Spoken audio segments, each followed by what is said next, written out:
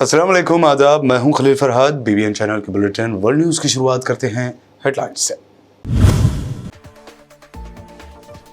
Israel ने मज़ीद 3 फ़लस्तीनी नौजवानों को फायरिंग में कर दिया शहीद। साल 2023 के दौरान इसराइल के हाथों मारे गए 40 फ़लस्तीनी बच्चे, रिपोर्ट में हुआ इंकशाफ।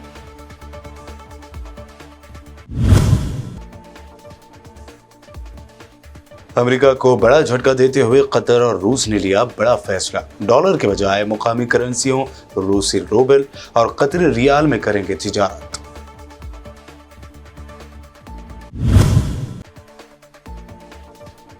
हिंदुस्तानी दवासाज कंपनियों के मुबैना तौर पर खराब खांसी की दवाओं पर WHO का इजहार तशवीश। अब इराक में हिंदुस्तानी कफ सिरप की बड़ी खेप पर शक के साए।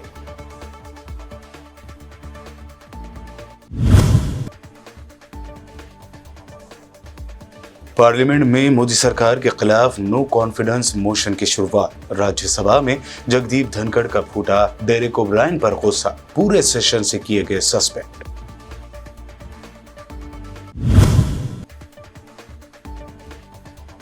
आम आदमी पार्टी को अमित शाह ने कहा था सुपारी जितनी पार्टी। आप लीडर राघव चड्ढा ने दिया करारा जवाब, कहा पंजाब से बीजेपी को जीरो पर लाने वाली यही पार्टी थी।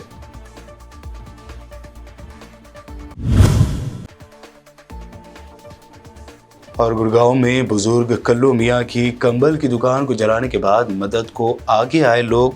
एक्टिविस्ट योगिता भयाना ने तोहफे में खोलकर दी नई दुकान। इसराइल और फ़लस्तीनी मज़ाहमतकारों के दरमियान जारी कशीदगी के दरमियान खबर है कि मगरबी किनारे में काबिज़ इसराइली फ़ौज ने एक कार पर अंधाधुंध फायरिंग कर दी, जिसके नतीजे में 3 फ़लस्तीनी नौजवान शहीद हो गए। आलमी खबर रसा इदारे के मुताबिक मगरबी किनारे में जुनैन के करीब इसराइली फ़ौज ने एक कार पर फायरिंग करके मज़ीद 3 फ़लस्तीनियों को शहीद कर दिया, जिसके बाद सिर्फ 3 दिन में शहीद होने वालों की तादाद 6 हो गई है।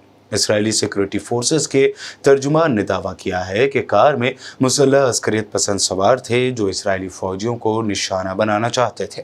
कार को चौकी पर रोकने का इशारा किया, लेकिन वो ना रुकी। तर्जुमान ने मजीद बताया कि अस्करियत पसंदों की कार से एक खुदकार राइफल भी मिली है। मगरबी किनारे में इसराइली फोर्सेस की ताज़ा कार्रवाइयों का आगाज़ चंद रोज़ कबल फ़लस्तीनी नौजवान के हमले में एक यहूदी की हलाकत के बाद हुआ।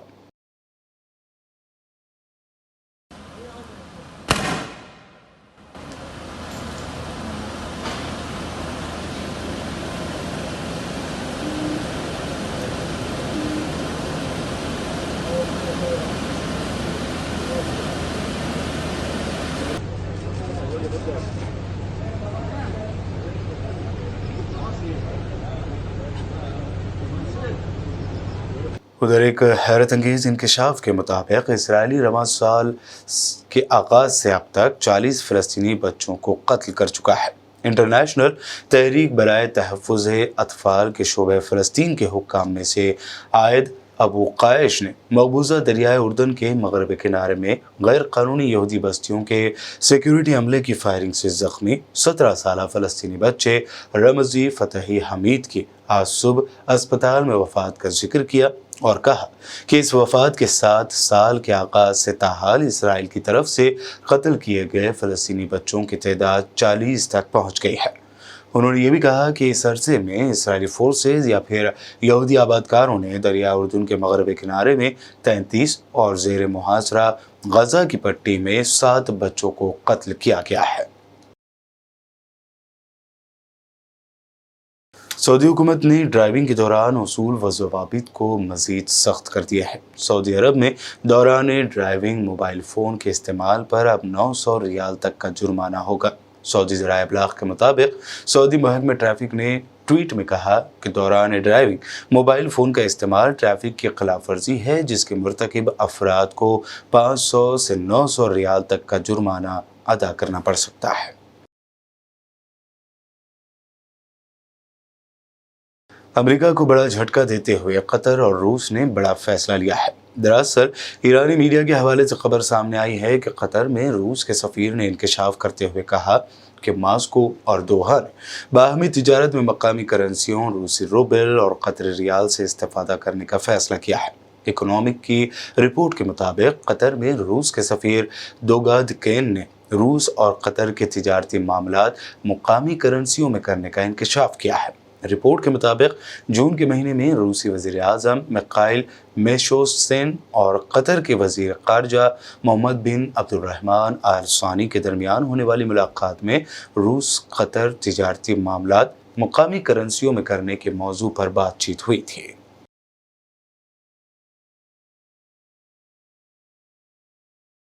रूस और चीन के दरमियान दोस्ती मजीद गहरी हो गई है। चीन के फॉरेन मिनिस्टर वांग यी ने अपने रूसी हममनसब सर्गेई लारोव से टेलीफोन पर बातचीत की है और उन्हें ये यकीन दहानी कराई है कि चीन यूक्रेन जंग पर आज़ादाना और गैर जानिबदाराना मौक़िफ़ बरकरार रखेगा। चीन की वज़ारत ख़ारजा ने कहा कि दोनों फॉरेन मिनिस्टर्स ने यूक्रेन बहरान के अलावा बाहमी दिलचस्पी के दीगर बैनुल-अक़वामी और इलाक़ाई उमूर पर तबादला ख़याल किया है। वांग यी ने इस बात पर जोर दिया कि यूक्रेन बहरान पर चीन एक आज़ाद और गैर जानिबदाराना मौक़िफ़ बरकरार रखेगा, एक मारूज़ी और मंतक़ी आवाज़ उठाएगा। वर्ल्ड हेल्थ ऑर्गेनाइजेशन ने नाक़िस और आम खांसी के सिरप की एक खेप को निशानज़द किया है जो एक हिंदुस्तानी कंपनी की तरफ से तैयार की गई है। यह भारत की नाक़िस अद्वियात के मुताल्लिक़ WHO के इंतबाहात में से ताज़ा तरीन इंतबाह था या वार्निंग थी। अक़वाम मुत्तहिदा की एजेंसी ने कहा कि इराक़ में पाए जाने वाले खांसी के सिरप की खेप branded Cold Out Fourts India Laboratories ने दाबी लाइफ फार्मा के लिए तैयार किया था। इसमें डाइथिलिन और इथिलीन ग्लाइकोल की मकदार काबिल कबूल हद से ज़्यादा थी। बुलेटिन में वक्त हुआ है एक शॉर्ट ब्रेक का। जल्द लौटेंगे और देखेंगे मज़ीद अहम खबरें।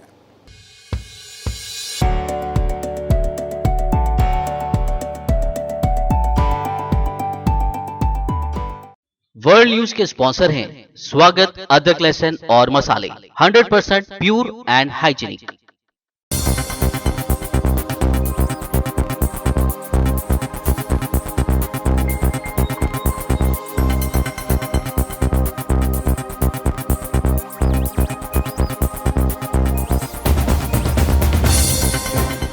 ब्रेक के बाद आगे बढ़ते हैं और अब देखते हैं मज़ीद अहम खबरें।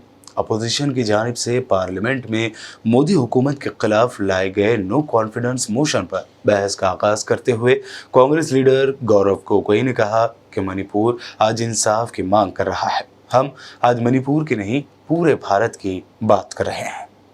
साफ साफ 3 सवाल है प्रधानमंत्री महोदय से। सवाल पहला कि आज तक वो मणिपुर क्यों नहीं गए? राहुल जी गए, इंडिया अलायंस के विभिन्न पार्टीज गए, गृह मंत्री जी गए, MOS होम गए, पर देश के मुखिया होने के नाते प्रधानमंत्री मोदी जी क्यों नहीं गए? ये है सवाल पहला। सवाल दूसरा कि लगभग 80 दिन क्यों लगे प्रधानमंत्री मोदी जी को मणिपुर पे कुछ बोलने के लिए, और जब बोले तो सिर्फ 30 सेकंड के लिए बोले, और उसके पश्चात आज तक भी प्रधानमंत्री मोदी जी की तरफ से ना कोई संवेदना का शब्द, ना कोई शांति की याचना। मंत्री मंडल बोल रहे हैं कि हम बोलेंगे, हम बोलेंगे। आप बोले, आपको किसी ने नहीं रोका, लेकिन प्रधानमंत्री मोदी जी एक प्रधानमंत्री होने के नाते उनके शब्दों में जो महत्व है वो किसी मंत्री के शब्दों में नहीं है। माफ कीजिएगा। प्रधानमंत्री मोदी जी अगर प्रधानमंत्री होने के नाते एक शांति की पहल करें, उस कदम में जो ताकत है वो किसी मंत्री या किसी सांसद में वो ताकत नहीं है, एक प्रधानमंत्री होने के नाते। सवाल हमारा तीसरा कि प्रधानमंत्री जी ने आज तक मणिपुर के मुख्यमंत्री को बर्खास्त क्यों नहीं किया? आपने गुजरात में जब निर्वाचन आए, गुजरात में जब आपको अपनी राजनीति करनी थी तो गुजरात में मुख्यमंत्री बदल दिए, एक बार नहीं 2 बार। उत्तराखंड में निर्वाचन आ रहे थे तो उत्तराखंड में 1 बार, 2 बार, 3 बार, 4 बार शायद आपने मुख्यमंत्री बदल किए। त्रिपुरा में निर्वाचन आए तो त्रिपुरा में भी आपने निर्वाचन आपने से पहले आप मुख्यमंत्री को बदला। मणिपुर के मुख्यमंत्री में ऐसा क्या आपने विशेष आपका आशीर्वाद आप दे रहे हैं, जिन्होंने खुद कबूल किया है कि आज मेरे कारण एक इंटेलिजेंस फेलियर हुआ है। ये 3 सवाल हैं सर। बड़ी बड़ी बड़ी बड़ी आश्चर्य की बात है कि सर कि अभी तक मैंने प्रधानमंत्री का नाम लिया, अभी तक मैंने मुख्यमंत्री का नाम लिया, अभी तक मैंने गृह मंत्री का नाम लिया, अभी तक इन उनकी तरफ से विरोध नहीं आया, लेकिन जब एक विशेष कंपनी के मालिक का नाम लिया तो ये सारे मंत्री और सांसद खड़े हो गए।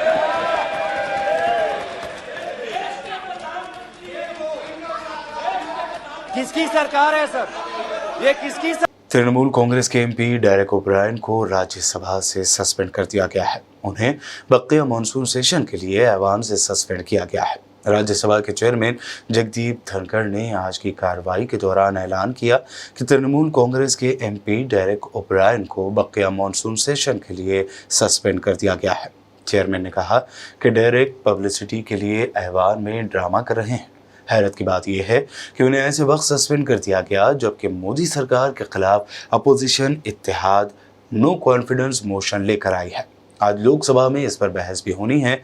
इसके बाद कल बुध या फिर अगले दिन जुमेरात को वोटिंग होगी।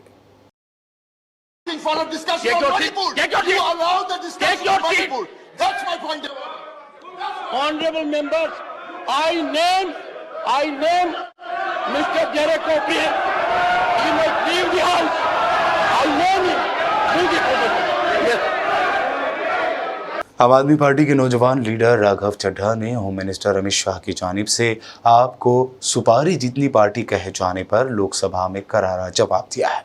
सर, माननीय गृह मंत्री जी ने कहा था कि आम आदमी पार्टी एक सुपारी सी जितनी पार्टी है, एक सुपारी जितनी छोटी सी पार्टी है। सर, ये वो सुपारी जितनी पार्टी है जो आजाद भारत के इतिहास का फास्टेस्ट ग्रोइंग पॉलिटिकल स्टार्टअप कहलाती है। ये वो सुपारी जितनी पार्टी है जिसने 3 बार भाजपा को दिल्ली में हराया और 2 बार 2015 और 20 में आजाद भारत के इतिहास की सबसे बड़ी जनादेश की सरकार बनाई। ये वो सुपारी जितनी पार्टी है जिसने पंजाब में भाजपा को लगभग शून्य पर लाकर खड़ा कर दिया। ये वो सुपारी जितनी पार्टी है जो 10 साल में राष्ट्रीय पार्टी बनी। ये वो सुपारी जितनी पार्टी है जिसके 161 विधायक और 11 सांसद है। और ये वो सुपारी जितनी पार्टी है जिसका काम देखने के लिए first lady of United states of America और यूनाइटेड जनरल के पूर्व प्रमुख बान की मून आते हैं। सर, मैं आज अपने साथी जो आंध्र प्रदेश और उड़ीसा की सरकार चलाते हैं उन्हें कहना चाहूंगा, आपकी जरूर कुछ मजबूरियां रही होंगी जिसके चलते आपने ये फैसला लिया इस सरकार के इस बिल का समर्थन करने में। कुछ तो मजबूरियां रही होंगी, यूं ही कोई बेवफा नहीं होता। लेकिन मैं आपको कहना चाहता हूं कि आग जब लगेगी तो बहुत दूर तक जाएगी। राहत इंदौरी साहब का एक बड़ा महत्वपूर्ण शेर है, अगर खिलाफ है होने दो, जान थोड़ी है, ये सब धुआं है, आसमान थोड़ी है, लगेगी आग तो आएंगे कई घर जद में, यहां सिर्फ हमारा मकान थोड़ी है। लेकिन जब आपके घर में आग लगेगी, आम आदमी पार्टी आपके साथ खड़ी होगी, मैं आपको विश्वास दिलाता हूं। बागेश्वर धाम वाले धीरेन्द्र शास्त्री और कांग्रेस लीडर कमलनाथ के दरमियान की केमिस्ट्री इन दिनों मौजूद बहस बनी हुई है। इस दौरान सीनियर कांग्रेस लीडर और एमपी के साबिक सीएम कमलनाथ ने हिंदू राष्ट्र को लेकर बयान दिया है। इंडियन एक्सप्रेस की रिपोर्ट के मुताबिक कमलनाथ से धीरेन्द्र शास्त्री के हिंदुस्तान को हिंदू राष्ट्र बनाने की मांग के बारे में पूछा गया तो कांग्रेस लीडर ने कहा कि हर किसी की अपनी राय है। अगर आज मुल्क की 82% आबादी हिंदू है तो ये कौन सा राष्ट्र है। हालांकि उन्होंने खुद को सेकुलर बताया और कहा कि जो कॉन्स्टिट्यूशन में है वो इस पर यकीन करते हैं। हरियाणा के नूह में तशद्दुद के दौरान गुड़गांव के सेक्टर 67 में भी तशद्दुद भड़का और इस दौरान यहां बुजुर्ग कल्लू मियाँ की रजाई, कंबल और तकिए की दुकान को शरपसंदों ने आग लगा दी थी। उनका वीडियो खूब वायरल हुआ था। अब समाजी कारकुन और एंटी रेप एक्टिविस्ट योगिता भयाना ने आगे आकर उनकी मदद की और उन्हें एक नई दुकान खोलकर तोहफे में दी है। उनके इस कदम की समाज के हर गोशे से काफ़ी तारीफ की जा रही है। मेरे साथ कल्लू जी जी हैं, कल्लू मियाँ हैं, जिनकी आपने वीडियो भी देखी होगी पिछली, जिसमें इनकी पूरी दुकान को जला दिया गया। वो आपको वो भी हम दिखाते हैं। और जब इनकी पूरी दुकान जला दी गई, मैंने सोशल मीडिया पे जब ये देखा और मुझे लगा कि इतने बुज़ुर्ग हैं, इतनी मेहनत कर रहे हैं, इतनी दूर से आए हैं गाँव में छोड़कर सब कुछ अपना यहाँ पर दुकान चलाने, ताकि 2 वक्त की रोटी का इंतज़ाम कर सकें। और उसके बाद भी इनके साथ ऐसा हुआ। आप बताना चाहेंगे कुछ? हाँ जी, मैं बहुत परेशान हो गया। कई दिन हो गए मेरी दुकान जलाए हुए। इस वक्त तो मैं घर से बेघर से गया हूँ, क्या करूँगा। तो कल्लू जी, हमने आपसे जैसे फ़ोन पे बात की और मैंने आपको कहा कि आपकी दुकान जल गई, वो बिल्कुल पास में ही थी और एक ये दुकान हमें मिल रही थी। हमने कल्लू जी को आश्वासन दिया आपके साथ फिर से ऐसा कुछ नहीं होगा। और मैं खुद एक दूसरे संप्रदाय से हूँ, हिंदू संप्रदाय से हूँ, और खुल के कहती हूँ कि हिंदू संप्रदाय में कभी कोई ऐसी बात नहीं सिखाई गई है कि दूसरों का घर तोड़ो। धर्म जोड़ता है, धर्म तोड़ता नहीं है। और हिंदू जो सभ्यता है, जो हिंदू रिलीजन है हमारा, बहुत अच्छा, और वो कहता है कि दूसरे धर्म की रक्षा करनी है। इंसानियत सबसे बड़ा धर्म है और इसीलिए अपने धर्म को निभाते हुए मैं चाहती हूँ मैं आपकी मदद करूँ। और ये दुकान मैंने आपको इसीलिए बोला मैं आपको दिलाऊंगी। और आज से आप काम शुरू करेंगे अपना, और हम देखना चाहते हैं ये दुकान जो आप हमें लेके चलिए और फिर से अपना नया जीवन शुरू करिए। और बेझिझक रहिए, बेडर रहिए, हम आपके साथ हैं। हमारे जैसे बहुत सारे लोग आपके साथ हैं और आपकी और मदद करेंगे हम। चलिए, आज आप दुकान का हम उद्घाटन कर दिया। हमने नारियल नहीं लाए, नहीं तो हम नारियल नहीं छोड़ ये जो है ना, ये गेट खोल दो ना, ये दुकान खुल गई है जी। ये समझ लो। कल्लू जी का सामान फिर से, हाँ। कल्लू जी की जिंदगी वापस से नॉर्मल होएगी। कल्लू जी आप आइए इधर और समझ लीजिए आप सभी का सपोर्ट कल्लू जी को और चाहिए। इसके लिए हम कल्लू जी के अकाउंट डिटेल्स भी आपसे शेयर करेंगे डायरेक्ट, ताकि आप इनकी और मदद कर सकें, ताकि ये फिर से अपना जीवन वैसे ही शुरू कर सकें जो इनका इस दंगों से पहले था। और मेरा फिर से ये आप सभी को पैगाम है कि हम होंगे कामयाब, एक दिन होगी शांति चारों ओर एक दिन। और कल्लू जी जैसे और भी जो प्रताड़ित हैं, हम सबको मदद करने की कोशिश करेंगे। पर फिलहाल कल्लू जी को ये दुकान हमने लेके दी है और हम चाहते हैं कि उनको आगे सपोर्ट आप इनके अकाउंट में डायरेक्ट कीजिए, और ताकि ये फिर से अपना भरण पोषण शुरू कर सकें। बुलेटिन के आखिर में हेडलाइंस पर डालते हैं एक और नजर। इसराइल ने मजीद 3 फलस्तीनी नौजवानों को फायरिंग में कर दिया शहीद। साल 2023 के दौरान इसराइल के हाथों मारे गए 40 फलस्तीनी बच्चे, रिपोर्ट में हुआ इंकशाफ।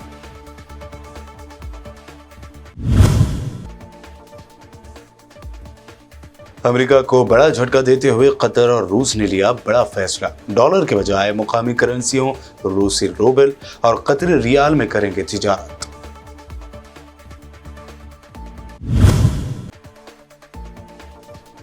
हिंदुस्तानी दवासाज कंपनियों के मुबैना तौर पर खराब खांसी की दवाओं पर WHO का इजहार तशवीश। अब इराक में हिंदुस्तानी कफ सिरप की बड़ी खेप पर शक के साए।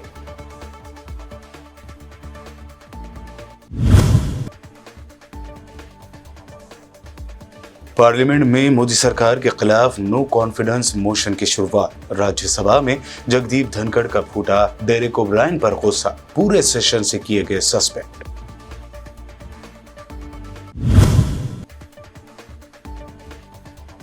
आम आदमी पार्टी को अमित शाह ने कहा था सुपारी जितनी पार्टी। आप लीडर राघव चड्ढा ने दिया करारा जवाब, कहा पंजाब से बीजेपी को 0 पर लाने वाली यही पार्टी थी।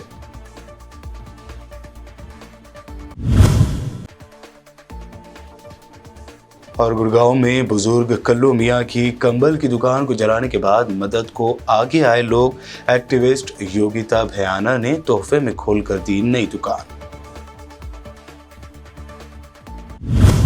वर्ल्ड न्यूज में ये थी अब तक की अहम नेशनल व इंटरनेशनल न्यूज। मज़ीद ताज़ा तरीन अपडेट्स के लिए देखते रहिए BBN चैनल।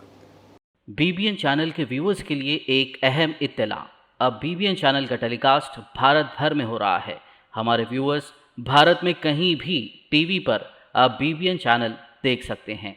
स्क्रीन पर BBN चैनल की टेलीकास्ट डिटेल्स दस्तयाब हैं। इसके अलावा भारत भर में किसी भी एरिया में अगर आप BBN चैनल देखना चाहते हैं तो आप अपने केबल ऑपरेटर को इसके लिए कह सकते हैं। आपकी डिमांड पर वो ज़रूर BBN चैनल टेलीकास्ट करेंगे। क्योंकि BBN एक फ्री टू एयर चैनल है। इसके लिए आपको सिर्फ हमारे दिए गए नंबर पर केबल ऑपरेटर से कॉल या व्हाट्सएप पर मैसेज करवाना है। हम आपके केबल ऑपरेटर तक BBN चैनल पहुंचा देंगे, जिससे वो आपके एरिया में टेलीकास्ट कर सकते हैं। इसके लिए चैनल की हमारी पूरी टीम लगातार काम कर रही है ताकि आप तक BBN चैनल को पहुंचाया जाए। इसके अलावा BBN चैनल को भारत भर में रिपोर्टर्स की ज़रूरत है। अगर आप सहाफ़ी हैं और BBN चैनल से जुड़ना चाहते हैं तो आप भी दिए गए नंबर पर रब्त कर सकते हैं।